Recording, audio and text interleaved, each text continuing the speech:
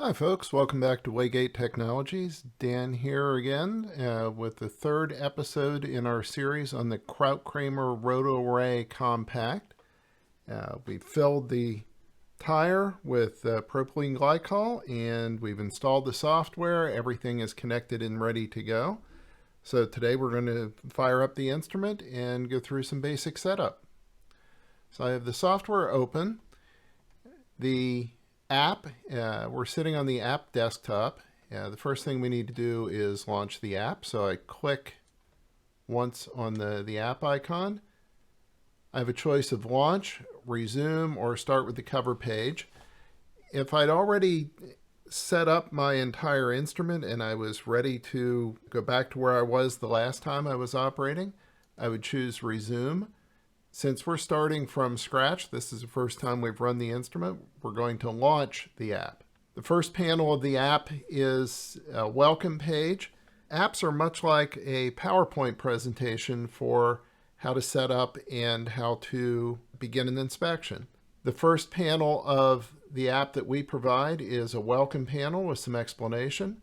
I navigate panels with these three buttons on the taskbar at the bottom.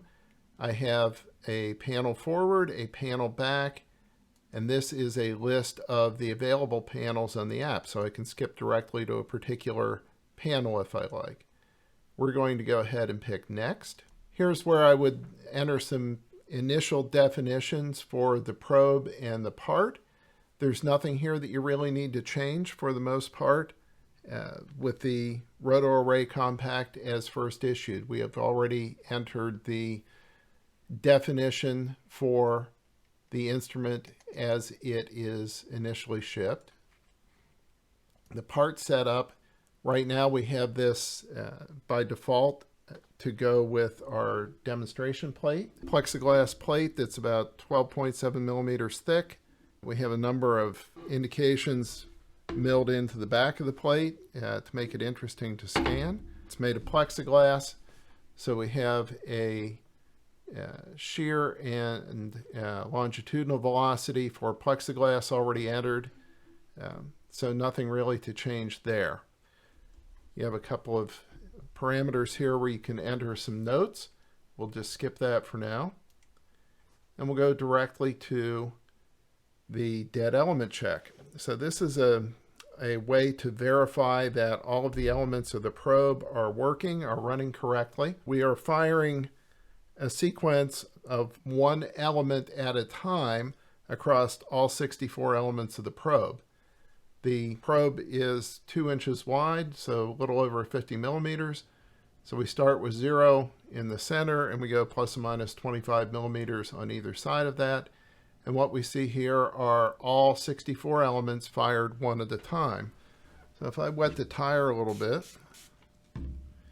and I run my finger across there, you can see how the tire is deformed as I run my finger across, and I can see that pattern up here. Right now the gain is a little bit high, so I can clear that message, and let's take our gain down a little bit. Get the echo from the tire on the screen, and we'll get that to about 80% screen height. The three views that you see on here right now, an A scan, this is the E scan or sector scan.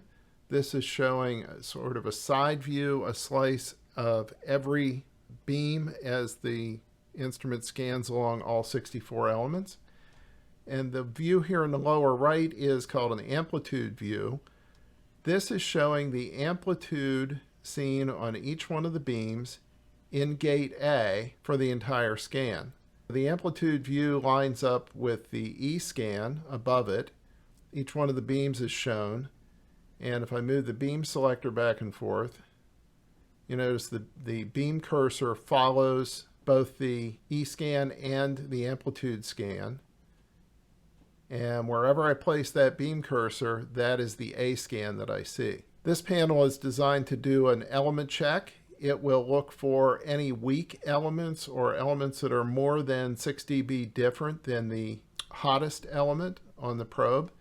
If I hit the calibrate button, It will run the check. It says all of the elements are about the same amplitude. They're all within 6 dB of each other. We have no dead elements. This probe is good to use.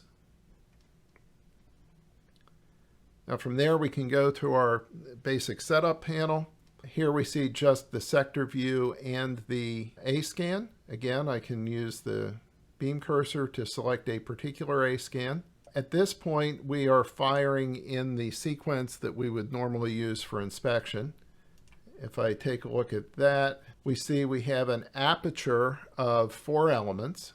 So I've got 64 elements on the probe. I'm going to combine 4 elements together for each individual shot. And I'm going to start with element 1, and I'm going to scan to element 64. And I'm going to take that 4-element aperture and I'm going to move that along the length of the probe. At this point, the 4-element aperture is what we're going to use for inspection. Of course, I can change all of that here. And here I can select my PRF. Later on, we're going to want that to be higher, so I'm going to take that to 6,000. That will allow me to move the probe more quickly when we're doing scans later on. Now, as part of our setup, let me wet the plate, and if I put the probe on the flat clear area of my plate, I should see a fairly large indication at 12.7 millimeters. Right now, I'm not seeing that. If I pick the probe up, I see an echo, an interface echo from the outside of the tire. When I put that down, that interface goes away, and that tells me that my probe may not be adjusted square to the flat plate. And in fact, I know it's not because I was using this a while ago to inspect a round piece of pipe. I need for my active elements of my array to be square to the part being tested. And that can be adjusted by loosening this knob, and I can move this handle up and down to find the angle where that echo from the back of my plate is the strongest. Notice as I go off angle, that's pretty close right there. And if I go off angle, that signal begins to go away, and I even lose my interface echo. So I just adjust this up and down gently, and then snug that knob down. And now I've got it good and square, and I'm ready to move on to my next step. Next step is to do a 2-point calibration. We had entered an approximate value for longitudinal velocity of this plexiglass. This is a step that allows us to actually calibrate velocity and confirm that. We do a 2-point calibration here. It's already set up to expect 12.7 millimeters of part thickness. I can change that if I like. Go to this menu, and Ref 1 and Ref 2 are the 2 points, 2 thicknesses used in the calibration. So Ref 1 is 12.7, Ref 2, the second back wall through this part is 25.4. So I want gate A over the first reference. I want gate B over the second reference. And now I'm all set up to do a 2-point calibration. So I have my probe on the plate. I hit calibrate. It takes the 2 time of flight measurements from the first and second back wall and gives me the resulting velocity. So that's basic operation. We've walked through our element check. We've confirmed that the probe is working correctly. We have it set up on a piece of our material that we're going to inspect. Nice flat parallel piece of material. We have a known thickness, and we've used that to do a 2-point calibration. So that's it for this episode. In our next installment, we will take a look at confirming the calibration of the encoder for movement, and we'll take our first scans of this part. Thank you for joining me today. If you'd like to learn more, the best place to reach out is your local Waygate field sales engineer or local channel partner. They will be able to assist you in quotes and demos. If you have technical questions, please send an email to remoteservice@bakerhughes.com and we will get an answer to you as quickly as possible. For software and updates to the instrument and documentation, please check out the InspectionWorks public store. That's www.inspectionworks.com. And under all products, look for the RotoArray comPAct.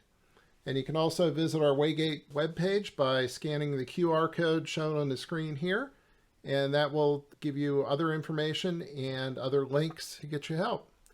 So again, thank you very much for joining me. Hopefully this was helpful, and we will see you in the next installment.